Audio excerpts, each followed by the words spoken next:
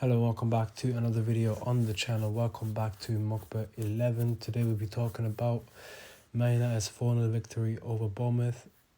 Today was very much exceptional. The one-touch movement, the pass and goal, today I think was fantastic. I think the players knew exactly where to be, when to be, and yeah, I mean, look, it just looked like players that have been well coached, players that essentially just know their role. And I think if we just keep seeing these players continuously getting more training sessions in this system, they will just improve as the season goes by. Obviously, we've already seen major improvements from Leeds to West Ham, and then from West Ham to now Bournemouth as well. Hopefully we continue seeing an uptick in terms of the progression levels. Now hopefully the next game is going to be better than the game we just had now.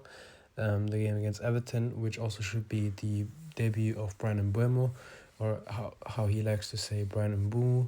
Now, the thing is also, on that debut, Mateusz Cunha is going to be back as well. Apparently there was going to be, because of some fatigue, we didn't play Mateusz Cunha today.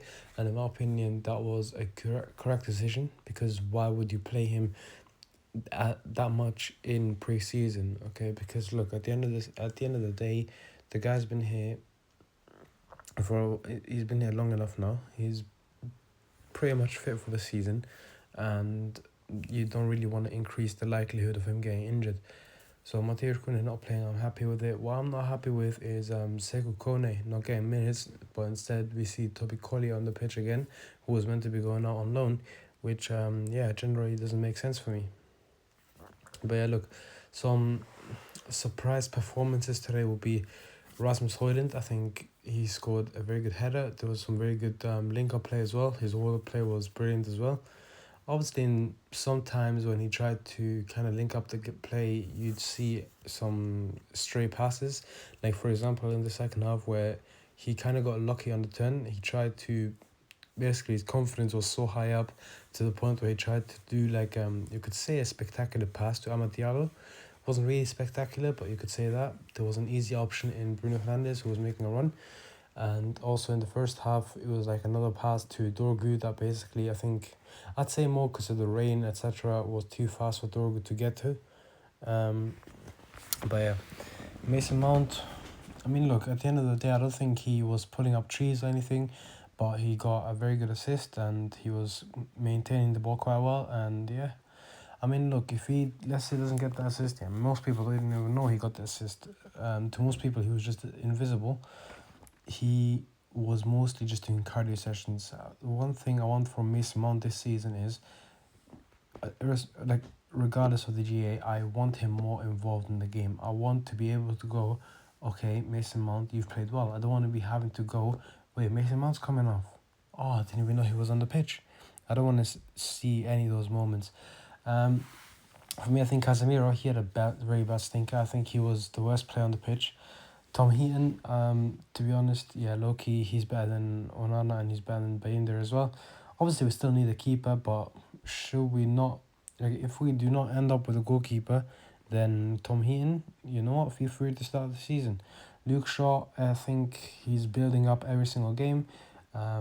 He seems faster and quicker to make a smart decision after every single match that we have, and it's a very good thing to see as well with Luke Shaw. Harry Maguire had to go off at half time due to injury. I mean, okay, look, at the end of the day, I think for me he should be a bit power player anyway. Hopefully it's a speedy recovery and it's not like something severe. Actually, I thought it's going to be severe anyway. And yeah, I mean, look, even if it is, we obviously, you wish him the best of luck, wish him the best of recovery, but we are still well covered when it comes to defenders. Bruno Fernandes and Casemiro, by the way, those two together, they do not work, okay? So we have to make sure that if we play one, the other one cannot be starting.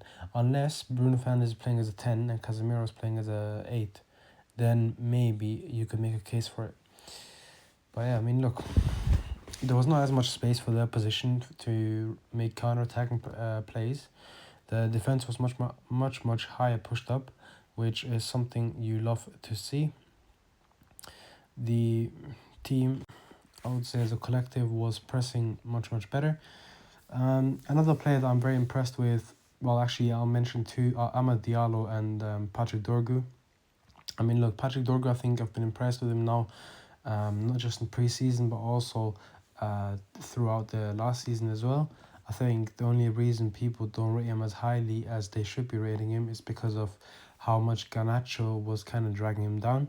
Because let's say when Garnacho was playing with Dorgu, obviously this system requires tens, right? And then it's like Garnacho, he's always occupying the left wing back positions, and whenever you make an overlap, you're very unlikely to actually receive the ball, which is obviously not ideal, and obviously it's going to hinder you as well. And because of Garnacho's tendency to lose the ball, most likely you'd have made the run for absolutely no reason, and then you'd have to track back all the way, and it would look like you vacated your position and that you're at fault and that you're not a really good footballer. And now the other guy that I just mentioned, Amad Diallo. I mean, look, I always understood when people said, okay, yeah, this guy should be playing as a 10 rather than a right wing back. Obviously, I think that's more because they hear the term right wing back and they think, okay, yeah, this guy's a right, they're making him do just defensive shifts. Obviously, that's not the case, but Amad Diallo being able to play as a 10, that's not a secret. Everyone knows that he can do it. I just think he's better off at right wing back in the system. I think he can play as a striker, like in this system, in any other system. I think he can play as a striker as well. Amad Diallo is just that good, and yeah, I mean, look, I think he started off kind of slow, but he got into the game. Kobe Mainoo, it was a bit difficult because he was there with the youngsters who kind of have like a point to prove, so it was kind of difficult to um, show any bit of your talent, you could say, especially considering the fact that, let's say, he was playing as a 10, so that's already a position that he can play, but it's not his preferred position. So, yeah, I mean, look, Kobe Mainoo today was not his best game, but we've seen him play against Leeds, we've seen him play against, who was it that we just had, West Ham. He is capable of playing very well as an 8, and obviously we've seen him in the Europa League last season as well. He has the ability to play as a 10. It's just not his best position, especially not when he's playing with a bunch of other youngsters like Chido Martin, Diego Leon, Ethan Williams. Ethan Williams, good goal by the way. Diego Leon, unfortunate with the trip. Fortunately for United though. And yeah, I mean, look, at the end of the day, Man United won 4-0. Exciting times to come. Hopefully we keep that up against Everton. We win the summer series and get our £7.5 million. But yeah, that's it for the video. I hope you guys enjoyed it. Please share your thoughts. Do you think Ruben Amorim will start the season off well? How has the preseason got you feeling so far? Also, don't forget to like the video and share as well. Thank you. Appreciate it a lot. And yeah, I'll see you guys next time. Peace.